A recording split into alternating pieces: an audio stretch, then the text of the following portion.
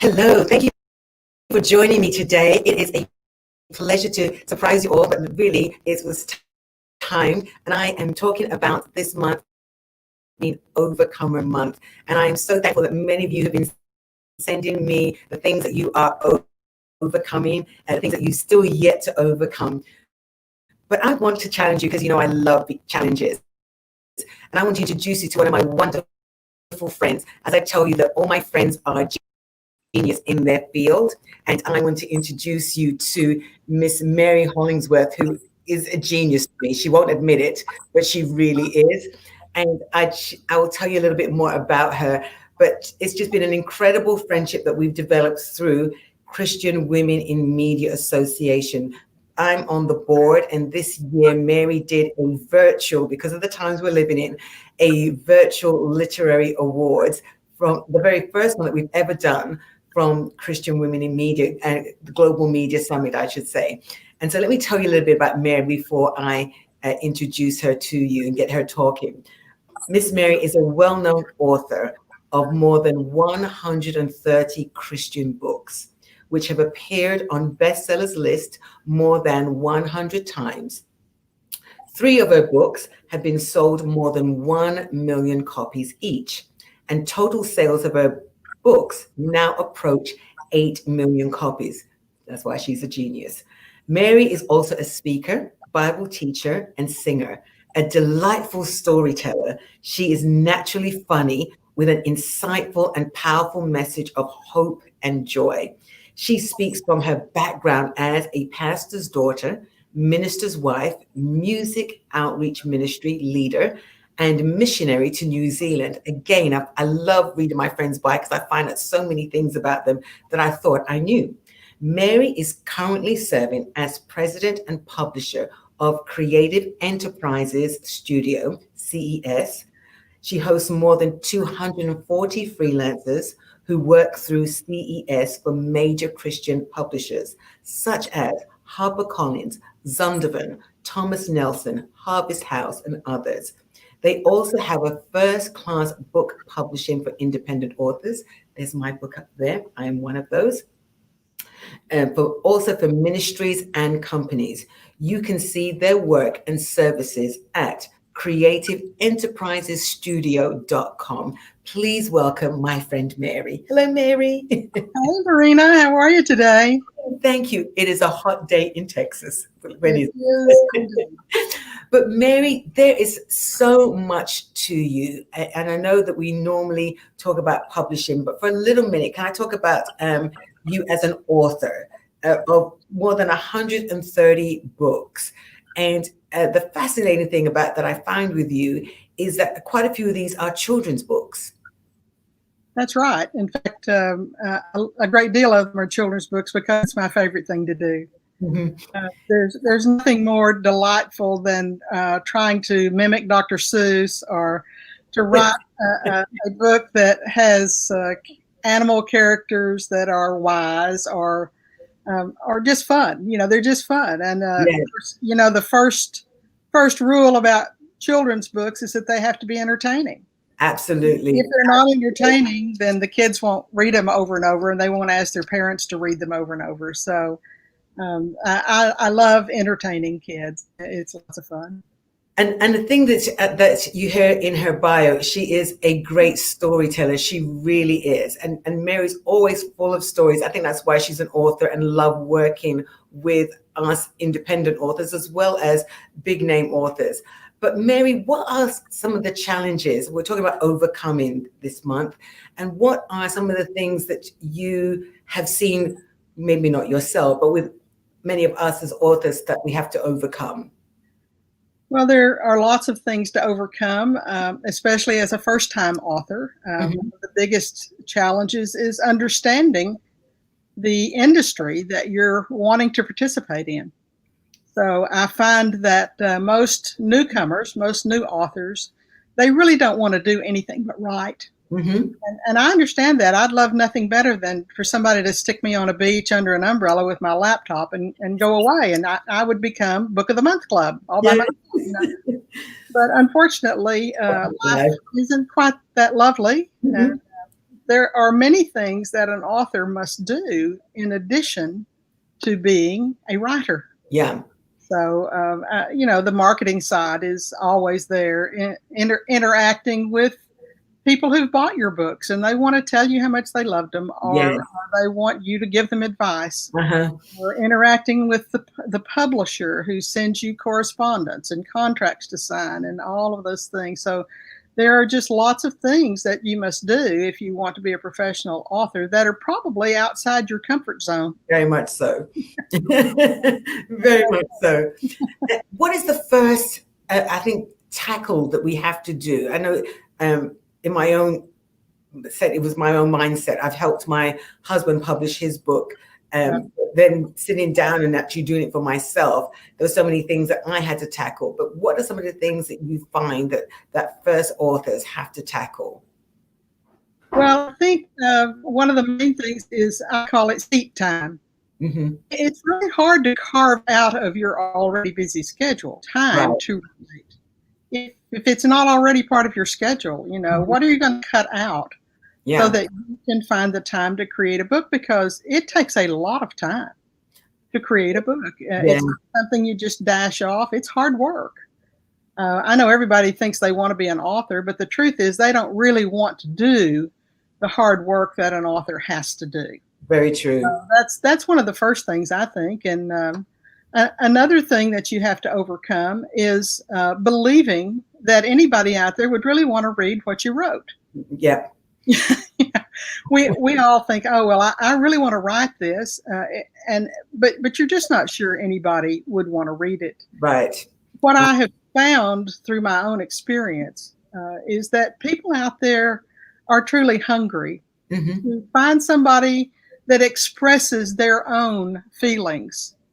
So gift books, for instance, are a great way to do that. They always have a me to you message. Right. So this book I buy, and I buy it to give it to somebody else. I don't buy it to keep. I buy it to give away. And in that, I want to express the feelings that the purchaser wants to express to someone else. So in order to do that, I have to express my own feelings and put them out there and be vulnerable. Vulnerable.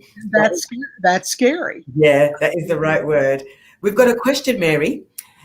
Question: do you recommend pursuing Amazon or Kindle publishing? Well, that's a hard question to answer. It depends on what you're trying to achieve. You know, there are lots of different ways to go about publishing these days.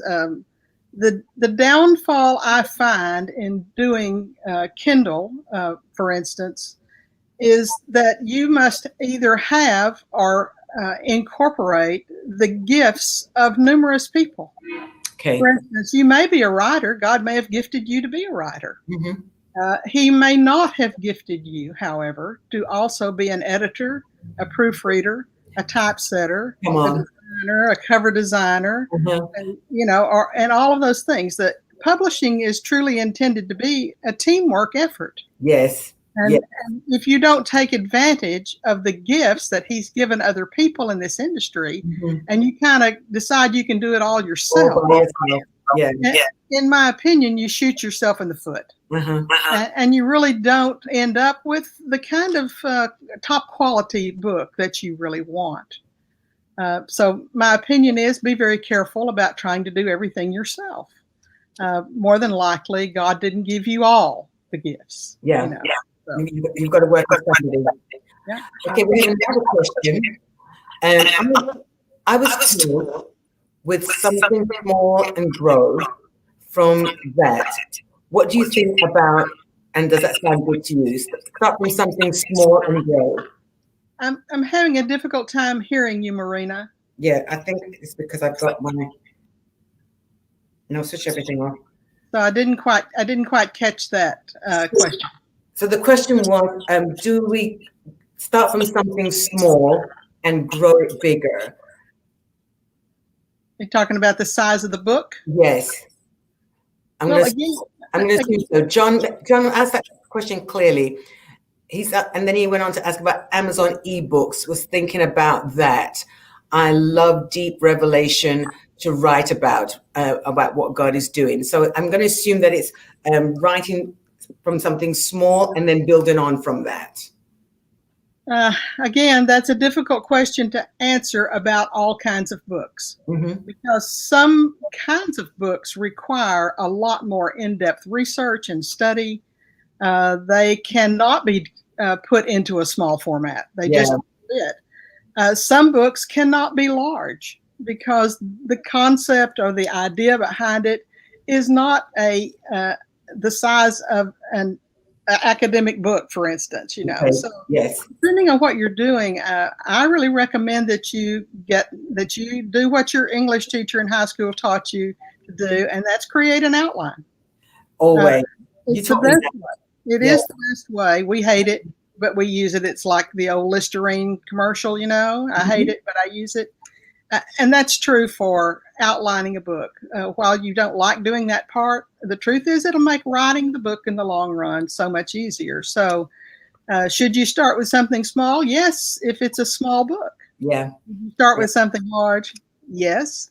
If it's a book that demands a larger program or platform or whatever, it depends on the book.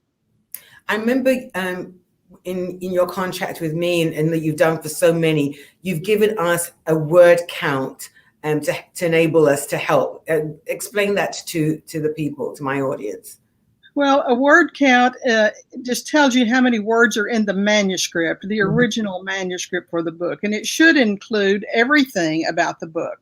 For instance, most writers just want to write the core of the book. We want to write the chapters. Yeah. We don't really want to do everything else, but the author's job really includes writing all the front matter. That's everything that comes before chapter 1. Yeah.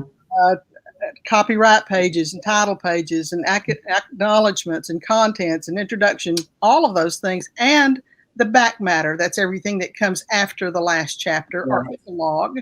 So it may be indices, it may be about the author page or appendix if you want to use them. Yeah. So that word count needs to include all of that. And from that word count, then a publisher can calculate what the actual book page count will be based on the size of the book and, all of those kind of things. So you just have to be really careful about the kind of book you're going to write. If you're writing a children's picture book, then the word count's going to be around 1,000 words. If you're writing an academic book, it may be 55 to 70,000 words. Yeah. Writing an adult fiction book, well, then you may be looking at 120,000 words. So every genre has a kind of different category that things fit into because of the way the books are published. Wonderful. And I hope that helps everyone. I want to just add, please inbox me because Mary's given us some wonderful tools, a document that you can all use. So inbox me and I'll email that out to you. Mary, let's talk about your real passion. Your real passion is publishing. It is. And I've been in Christian publishing now 36 years. So literally half my life I've spent in Christian publishing, and I have loved it. It is my sweet spot. I love helping authors develop their book and make them the very best they can be. And some authors need different kind of assistance to do that than other authors. So it's always a challenge, and it's always fun to work on different kinds of books. I've worked on everything from children's picture books to Bibles and everything in between, and they're all a huge challenge. And I know for some of the companies that you've worked for, the established Christian publishers that are out there, a lot of us would love to be able to pitch a good pitch to get our books published. What would be your suggestion? Well, if you want to approach a traditional publisher, then there is a protocol and a way to do that. And the protocol is to create a formal book proposal for your book. And that'll end up being a probably 30 to 40 page document, depending on the kind of book that you're proposing. And if you've never done a formal book proposal, then I highly recommend you work with someone who knows how to do those and do them correctly, because the proposal is your handshake and your hello to a literary agent and then to various publishers they may want to present it to. So the proposal is the first thing. And once the proposal is accepted by an agent and the agent agrees to represent you, then it is their job to help you figure out which publishing companies are most likely to be interested in your book. And because not all publishers do all kinds of books, you know, each one's kind of a specialist. So that's the first key, is the publishing proposal. And then it's kind of a long road going the traditional publishing route these days. It's complicated. It takes a long time. At best, you are likely looking at 2 years before you may see a book going the traditional publishing route. Yeah.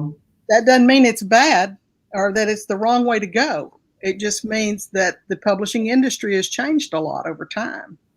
And they have added time to the marketing program for a book. It's not that it takes longer to produce the book itself, but it takes longer to set up everything so that when the book comes out, the marketing department is ready to make a big splash. Wow, I did not know that part. So depending on the kind of book it is, you know, a children's picture book, if the art is done, I can turn a children's picture book out in about 4 months, but really I'd rather have 6. And a publisher, a traditional publisher, would rather have 9 because they're going to do a lot more setup for the marketing side of things. Yeah. And so it's time well worth it, but for an author sitting at home waiting. Exactly. You just like it's crazy. My advice to people is, once you've sent your book to the printer, then go work on something else. Because you're going to be sitting around for at least probably 6 to 8 weeks, maybe 10, waiting just for the books to come back from the printer. Wow. So don't waste that time twiddling your thumbs and just waiting. Work on something else, or begin the marketing on your book while you wait for it to come from the printer. And I've said this to a friend who didn't know how to market, and I asked them if they are on social media. Like, she's on here. I'm not going to mention her name, but she's on here listening, saying this is lovely information. But one of the things a lot of people, especially if it's their first book stepping out, they don't use their social media platforms, or their friends, ask their friends to help them promote it. What are some key things that help a person in the meantime waiting, or helping their marketing person to get the word out? Well, social media is a huge piece of the puzzle these days. Yeah. You know, publishers don't do nearly as much what you call printed marketing anymore. They don't do ads in magazines. They don't take out ads in newspapers. They're not doing the kind of printed marketing that they once did, because that's not how people communicate anymore. Right. Well, they've adjusted to the culture, and our culture these days centers around social media. Yeah.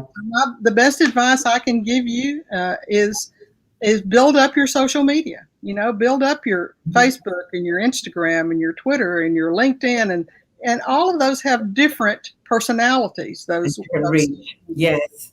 They're each one for something different, and you have to learn how to use each one effectively. But one thing that I've had a couple of people do is they ask permission from me to look at my friends list, because I have a huge friends list of people in publishing and, you know, other authors and things like that. And they can look at my list and see who might be somebody they can connect with, right. legitimately connect with, you know. So if you've got a friend that's got a huge list, ask them if you can pardon me, raid their list. Yeah. Yeah. It's just Very true. there are lots of ways to go at it, but social media is not your only way to market. You can do email blasts. You can you can do all kinds of things. You can do promotional postcards that you hand out or mail out. Nice. There's one of my favorite things is the book video trailer. And, where we create a 1-minute commercial about your book, and it's video. It's video, and it's much more dynamic than a printed ad or a social media ad. And you can post it in so many places. You can post it on your Facebook. You can post it on your website so that it plays automatically when you come to your site. You can send the link out in email blast. There's lots of ways to use it. You can always have them play it before you speak somewhere or when you're speaking. Have them play your ad, So it's a little more expensive than some kinds of marketing, but I think it's really well worth it because it's so much more dynamic. It's my opinion. Wonderful.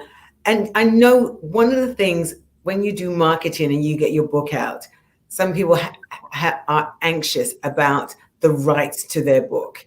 And would you suggest, I know this is I'm being advocate here, giving up the rights to their book so they can get it further out through the publisher? What is your best advice on royalties?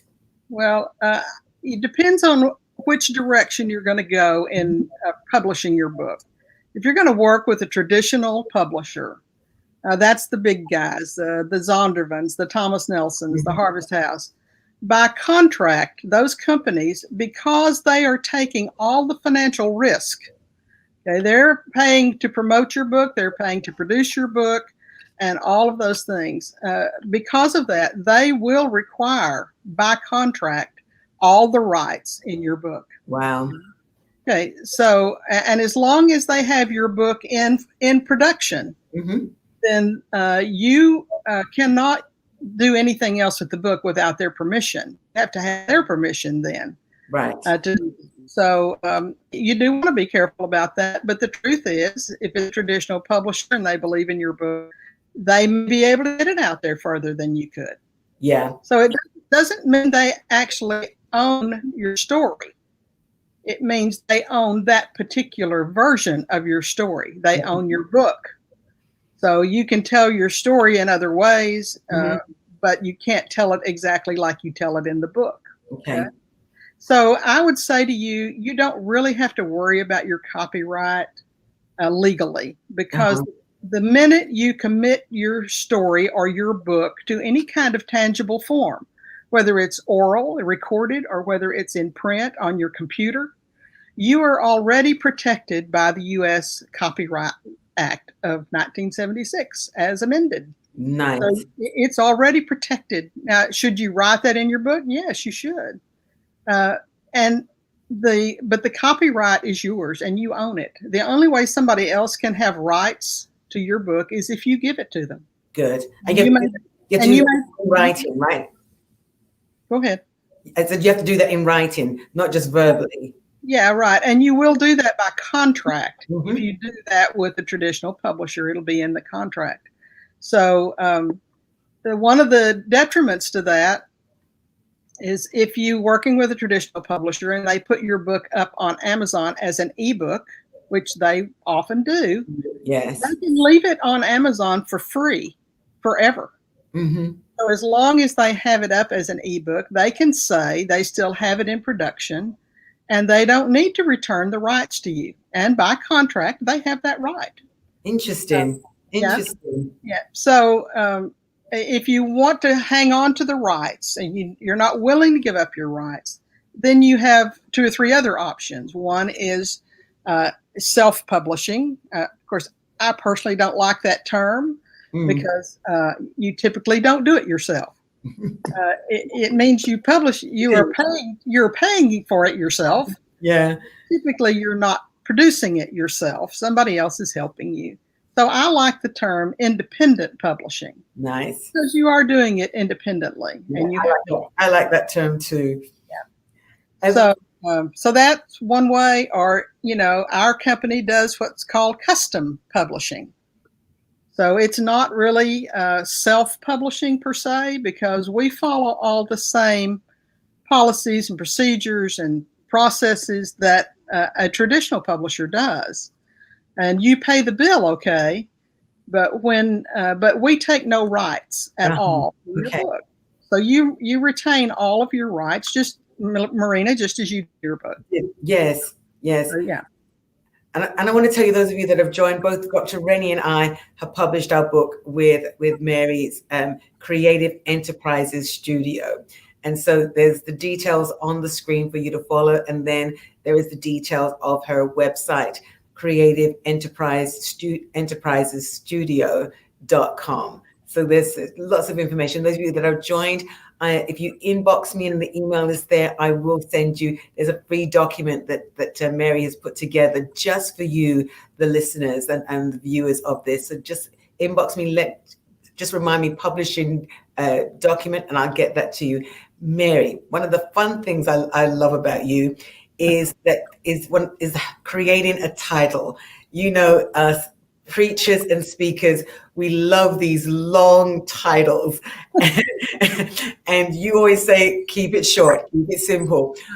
What is some tips that you can give people to help them give that title that spunk? And when you talk about titles also, I know you're going to talk about book covers, because that really, title and book cover go together in sparking a person's interest. So help us out, Mary. Well, the book cover, of course, is your calling card. It's what people first see about your book. It's what grabs their attention, right, or it doesn't. And if it grabs their attention, they're going to pick it up, they're going to flip it over, they're going to read the back cover text. We call it back cover copy. And if it has a dust jacket and it has the flaps on the inside, they're going to read those. And from that one document, really, the cover, they're going to decide, should I spend $19.99 on this book? What's in it for me? Right. So the first thing they see is the title of the book. So what do you want that title to do? Well, a book title should not tell them what's in the book. Interesting. Yeah. Interesting. A book title should raise their curiosity about what's in the book. Okay. A book title should make them go, oh, that's interesting. I wonder what that's about. I wonder what that's about. One of my children's books, Polka Dots, Stripes, Humps, and Hat Racks. You're going, what is that? So she is a storyteller. She is a storyteller. You wouldn't do something funky like that on an adult book, probably. No. But you do want the title to be curiosity raising and make them wonder what's in the book. Okay, so then you need to tell them. You have to answer their unspoken question about your book in the subtitle. Because their unspoken question is, what's in this for me? Okay, this is your story. Big deal. What's in this for me? Right. Why am I going to spend my $19.99 on your book instead of the other 8 million books that are out there? Give me a reason. So your subtitle needs to be more didactic, more to the point, and tell them really what's in the book. Learning how to be more positive. Right. Okay, now I know why I'm going to buy this book. Okay. So subtitle should be curiosity raising. Subtitle should answer their question, what's in this for me? And then the back cover copy is what I call teaser copy. Okay? So it gives them more interesting things to think about as far as the book is concerned. It may tell them what some of the features are of the book. Does it have discussion questions? Does it have interactive journaling pages? What other kind of features are in this book that make it valuable and something that I want to keep? So that may be more than you wanted, but no, that's very good. Very good. You got to answer the question. I never thought of it like that. Tease them. Don't tell them what's in it. I know that one of the things that, as all authors do, we highlight the negative side of why we shouldn't do it, why we shouldn't finish it, why we shouldn't put it out there, again, because it makes us vulnerable. Who's going to like it? But how, again, can we overcome that, overcoming all the negativity that we've got stored up inside us? Well, the only thing I can tell you about that is if you feel that God called you to write your message, He is not going to let go of you until you do it. So you might as well get started. He's not going to let go of you. He's going to keep pushing you. He's going to wake you up in the middle of the night with ideas in your head, and you can't go back to sleep until you get up and at least jot some of them down. God's not going to give up until you do what He's asked you to do. So if He's asked you to do it, He's going to give you the words to use. He's going to give you the courage to do it, and He's going to give you the audience and the readers that need to hear your message. Wonderful. So that would be what I'd say. Very good. I'm answering people's questions about trying to get a hold of your information. So that's excuse me. Mary. Yes, darling. You could help the next author overcome the starting, that first few typing. What would you say to them?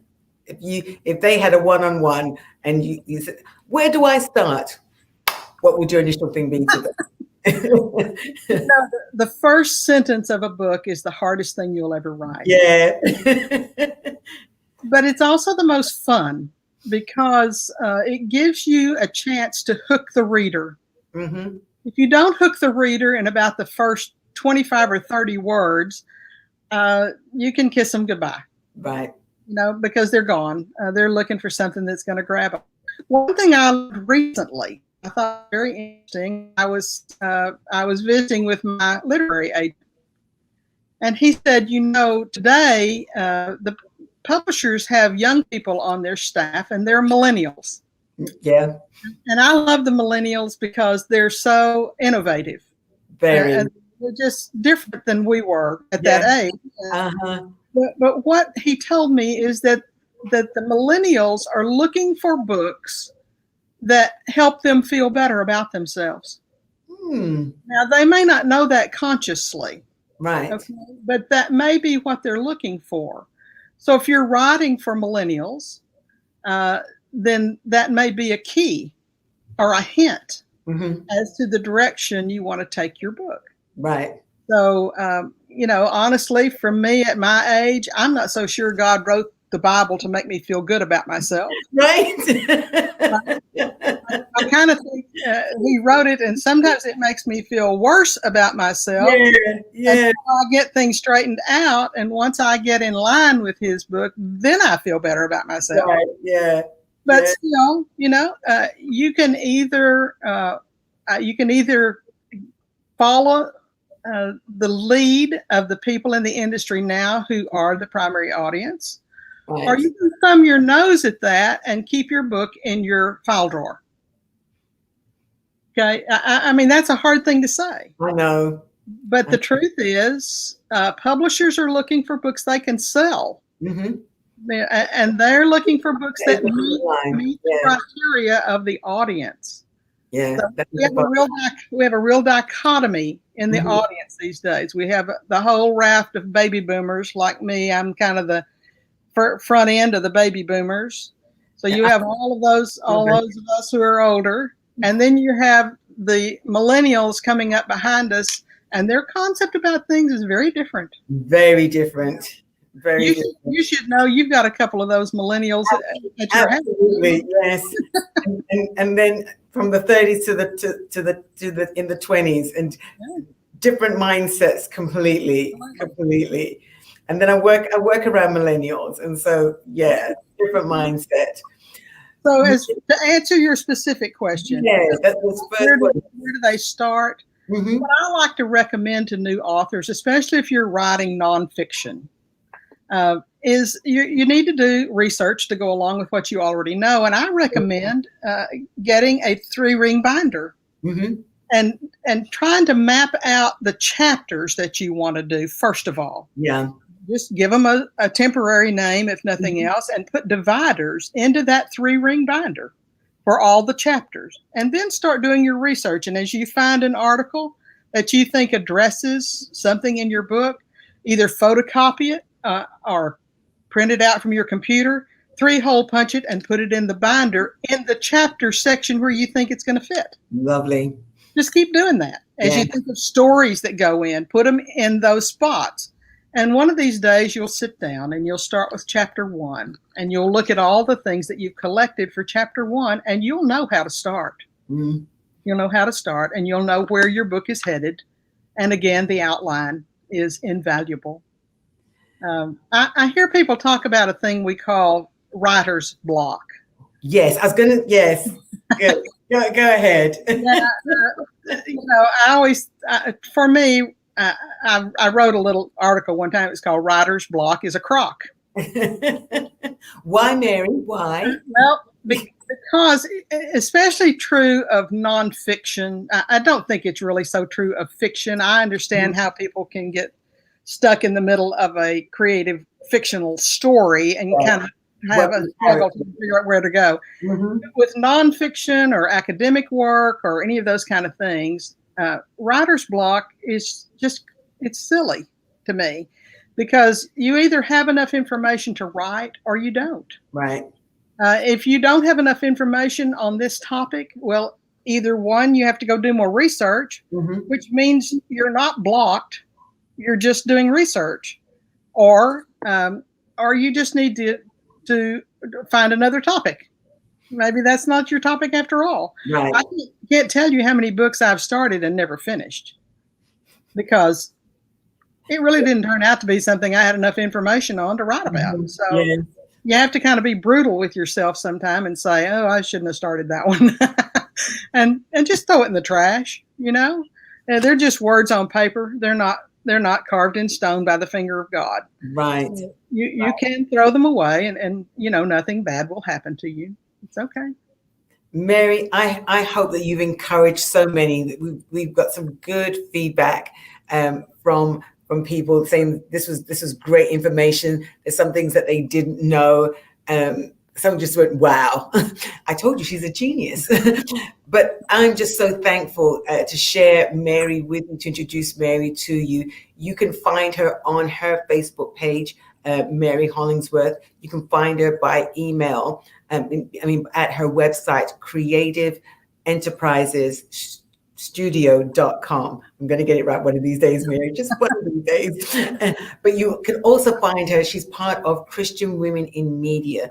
And we do have a lot of publishers in our organization, but Mary always stands out because of the wealth of information that she knows and the amount of independent authors that she has, and the main creative publishers, Christian publishers, houses that she works with.